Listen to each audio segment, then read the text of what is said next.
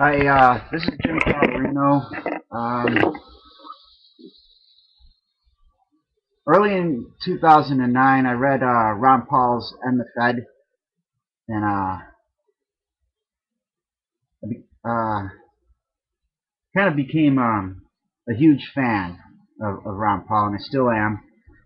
In End the Fed, he's an advocate of a pure gold and silver standard, such as what's put forth in our Constitution.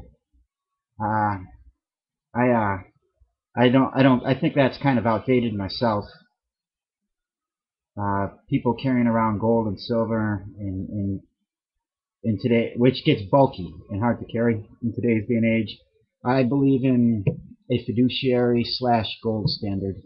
Um, I believe we need something such as gold, such as that to limit inflation.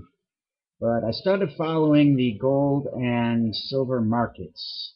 And as soon as I did, as soon as I start trying to learn about anything, we have a bunch of opportunists trying to make as much money as they can um, through promotion of gold and silver.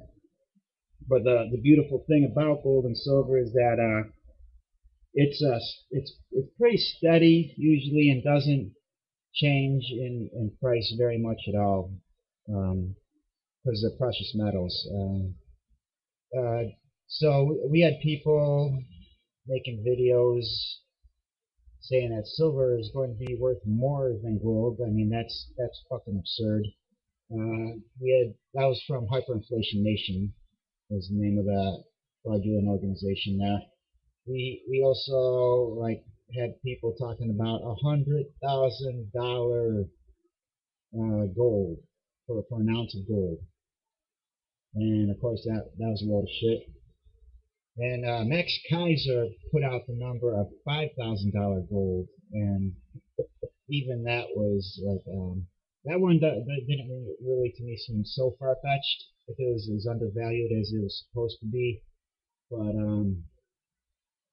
still, I think that was also a load of shit. See, the gold and silver market, why I started following it is because it is a steady thing.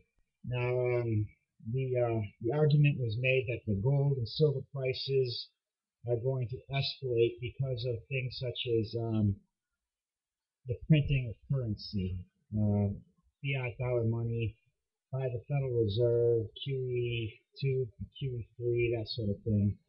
But really, I mean, now in hindsight, retrospect, 2020 vision, well, not 2020, but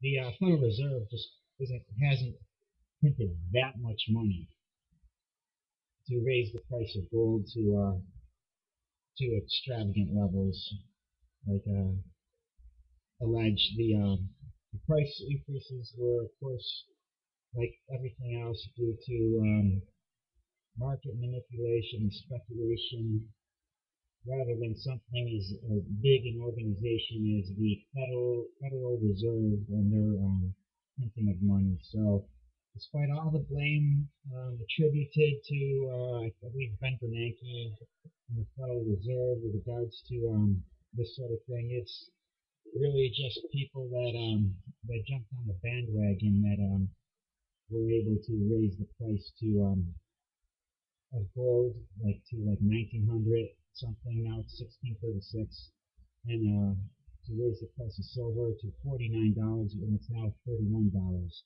Now that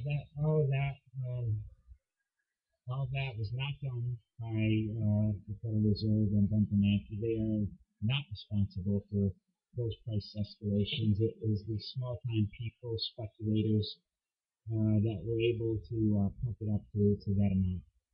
Um, Not because of QE2 or QE3. And now that's pretty obvious to me now. It's all it was speculation that drove the demand for these things up. Artificial demand. Everything else is a lie.